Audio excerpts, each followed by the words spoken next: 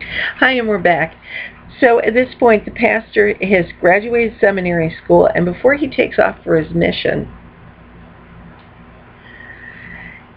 he and the ministry of the church he grew up in have a talk.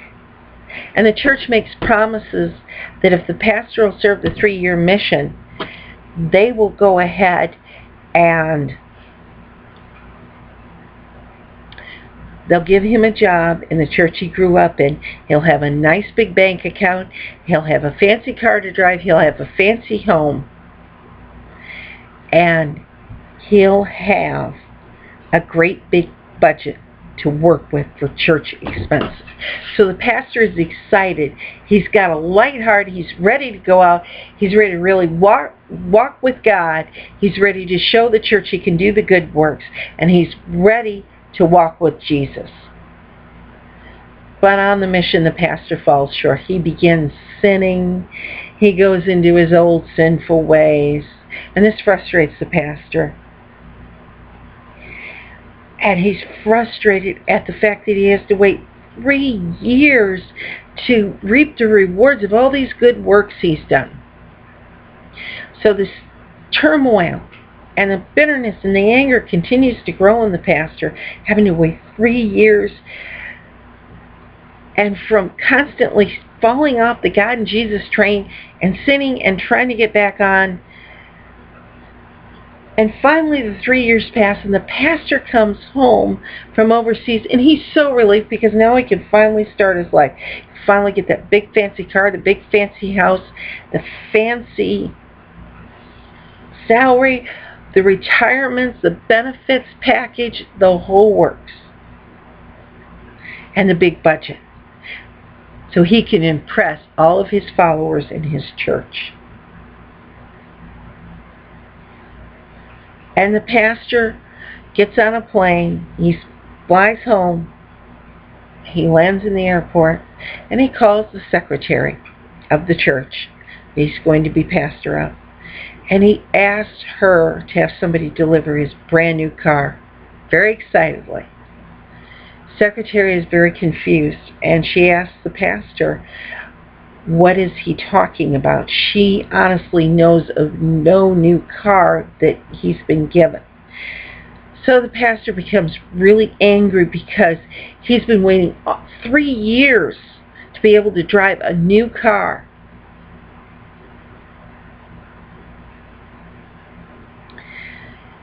So he calms down long enough to put on his best salesman's face and smooths the secretary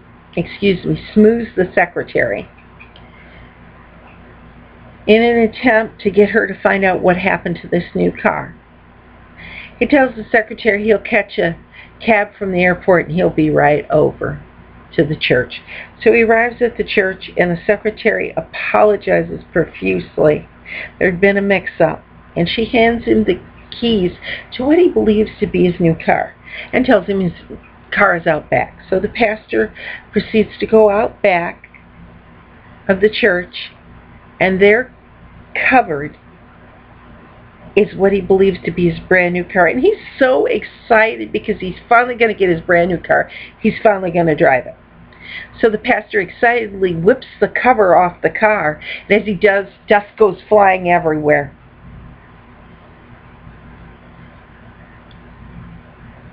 And the pastor is in complete shock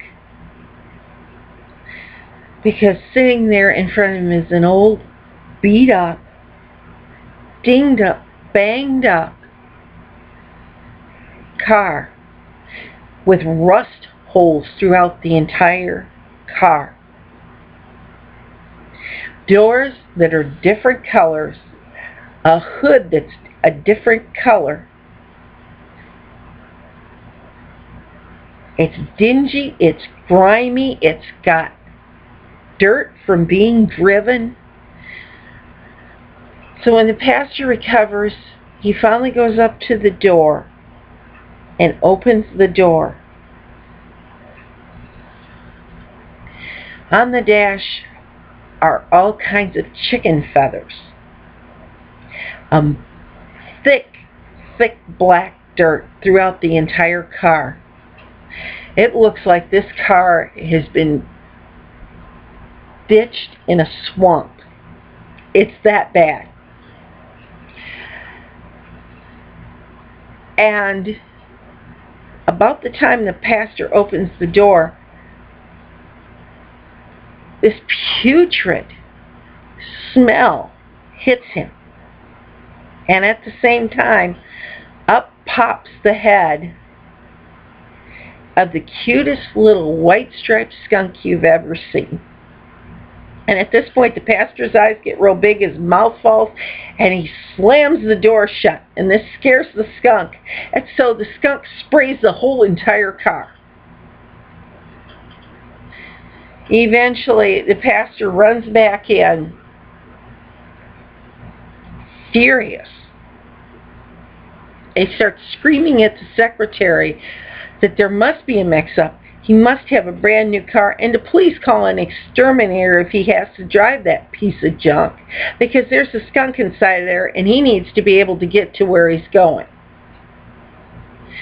So the secretary, in tears, is crying, and the pastor tells her to knock it off and suck it up and to stop her whining and crying.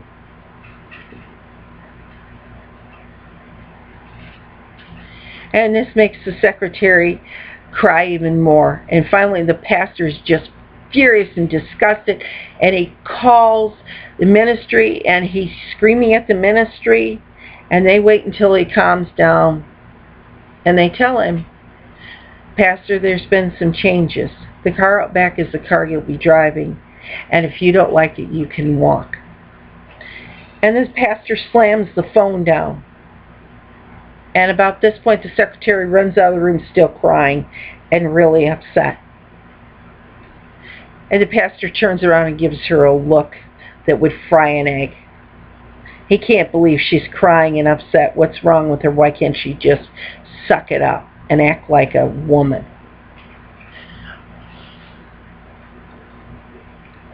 So the pastor calls an exterminator because, of course, he's going to have to use the car. He doesn't have any choice. And the exterminator comes in and manages to get the skunk out of the car. And the pastor's just enraged because the car smells like a skunk. So he's asking the exterminator what he can use on the car, what can he do to the car to make sure to get rid of that skunk smell. And the exterminator tells him, and to a point he's able to get rid of the skunk smell. But the skunk smell's not really going away. So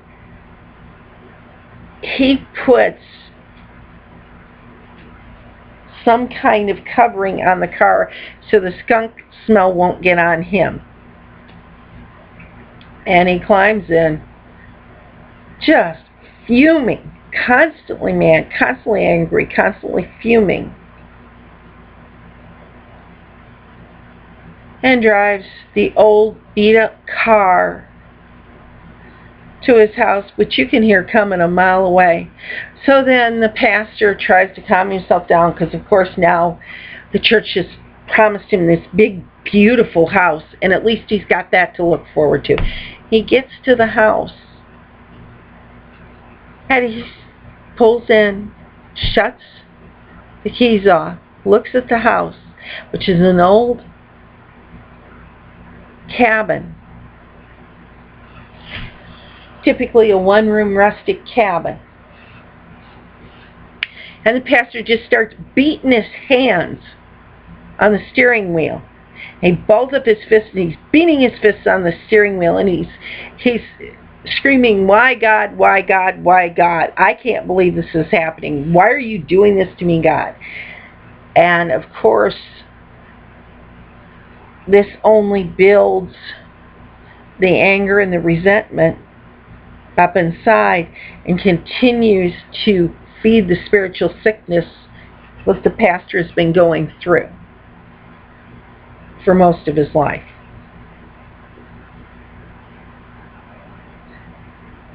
So finally the pastor gets out of the car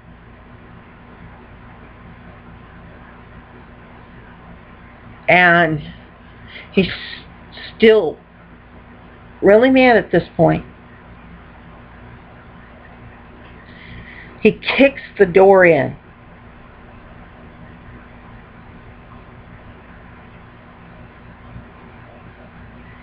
And the door goes flying off its hinges because this cabin's so old that the hinges on the door need to be replaced.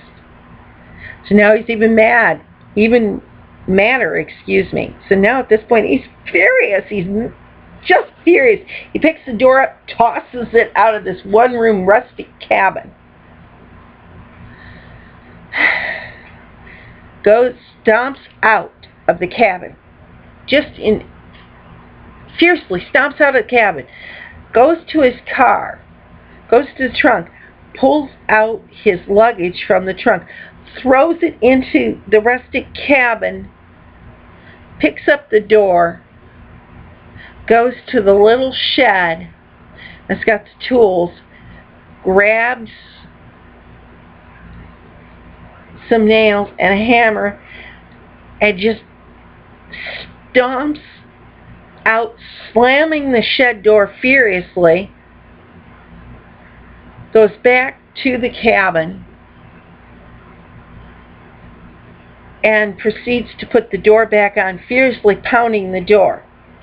When he gets the door back on the cabin, he finally goes in. And again, he calls the ministry, and this time he's irate. Just furious because he was promised a nice big house, and the nice big house doesn't materialize. And the ministry tells him again there have been some changes, and he's going to have to deal with it, and he needs to suck it up and stop calling and complaining and be glad he's got a roof over his head. And so the pastor takes his phone and throws it through the window in sheer anger, throws his phone through the window of the old cabin. And eventually, after it calms down, he goes out and retrieves it and comes back in. And he goes to sleep very frustrated and very angry. And we'll be back.